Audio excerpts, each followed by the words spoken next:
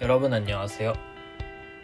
혹시 한국에서 늦여름이나 초가을에 갑자기 비바람이 엄청나게 부는 날을 경험해 본 적 있나요?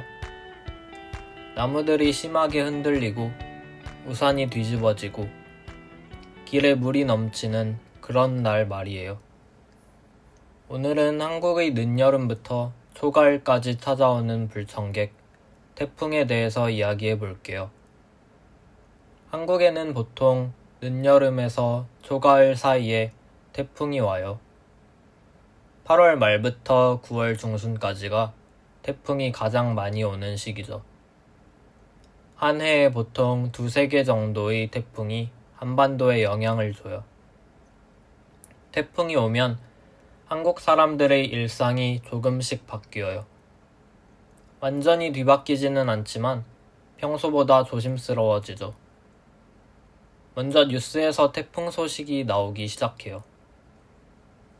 태풍 카눈이 북상 중입니다. 태풍 흰남노가 한반도로 접근하고 있습니다. 이런 뉴스를 보면서 사람들이 관심을 갖기 시작해요. 하지만 대부분의 한국 사람들은 크게 당황하지 않아요. 매년 오는 일이니까 익숙하거든요.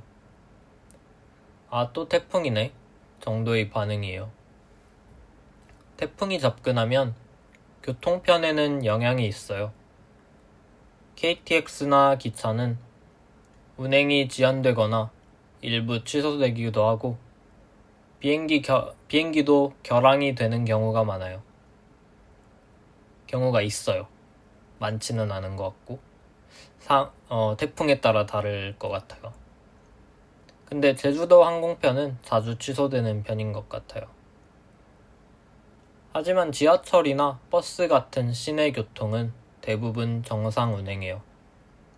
특히 서울은요. 서울은 위쪽에 있기 때문에 태풍은 남쪽에서 오고 영향이 상대적으로 덜한 편이에요.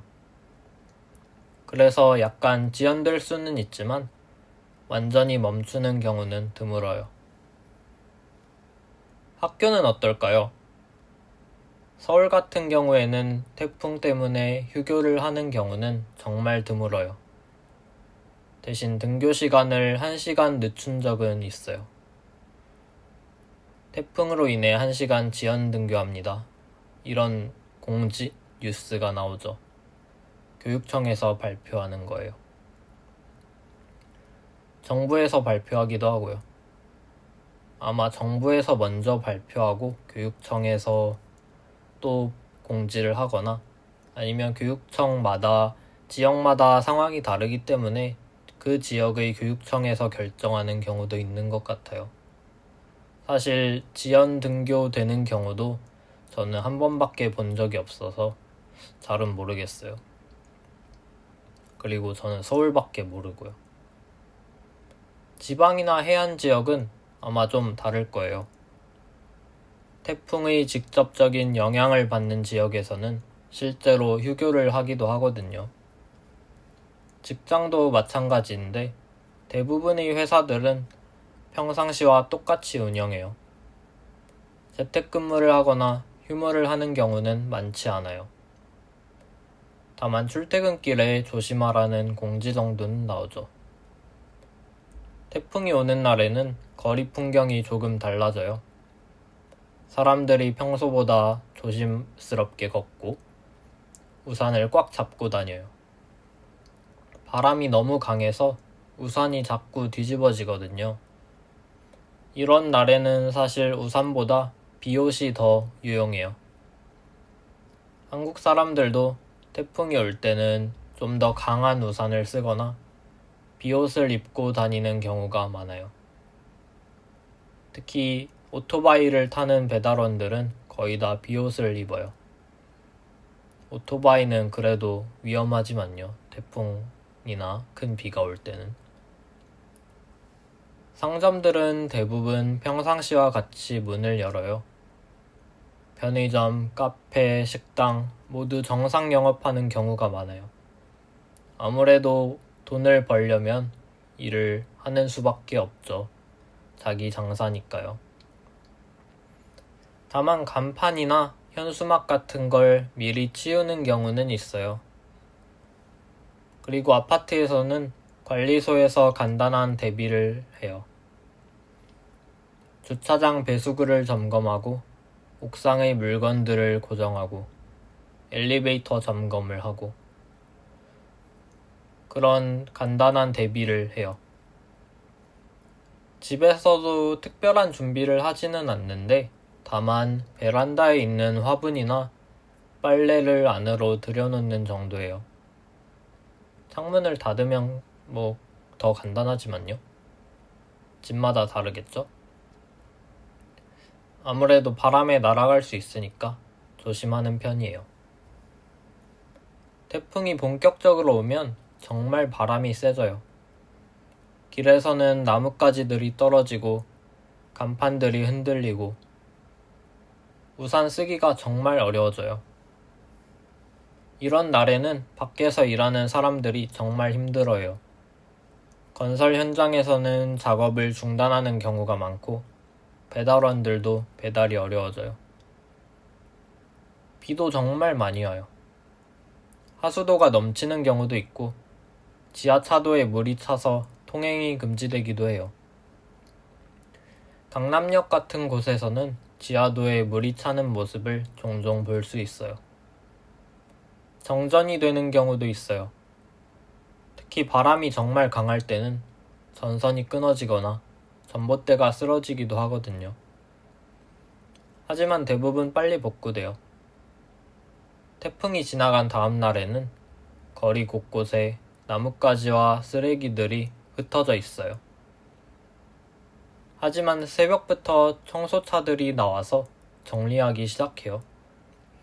보통 하루면 거의 깨끗해져요. 한국의 태풍 대응 시스템은 꽤 잘 되어 있어요. 미리 경로를 예측해서 알려주고 각 지역에서도 대비를 하거든요. 기상청에서 알려주는데 사실 기상청은 사람들이 별로 안 믿기는 하는데 신뢰도가 낮아서 그래도 태풍 같은 건 기상청이 아니어도 여러 경로로 정보를 얻을 수 있기 때문에 꽤 정확하게 알 수 있어요. 요즘에는 핸드폰, 스마트폰 앱으로도 태풍 정보를 쉽게 볼 수 있죠.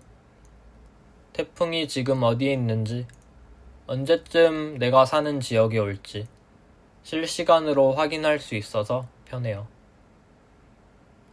근데 사실 한국 사람들은 태풍을 그냥 자연스러운 계절 현상 중 하나로 받아들이는 것 같아요. 아, 이제 여름이 끝나고 가을이 오는구나, 가을이 왔구나 하는 느낌으로 생각하는 거죠. 심한 태풍이면 대비하면 되니까요. 아이들에게는 태풍이 좀 신기한 경험이기도 할 것 같아요. 태어나서 처음 보는 평소에 볼 수 없는 강한 바람과 비를 창문 너머로 구경하면서 정말 세다 하고 놀라하거든요. 사실 되게 위험한데 아이들은 아직 잘 모르니까요.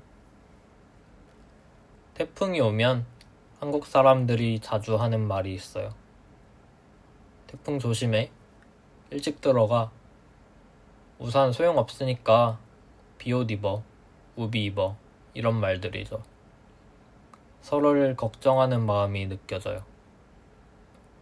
혹시 한국에서 태풍을 경험하게 된다면 너무 걱정하지 마세요. 아마 제가 말한 것처럼 창문 잘 닫고 밖에 너무 안 돌아다니고 그런 간단한 대비를 하면 큰 문제가 생기는 경우는 많지 않아요.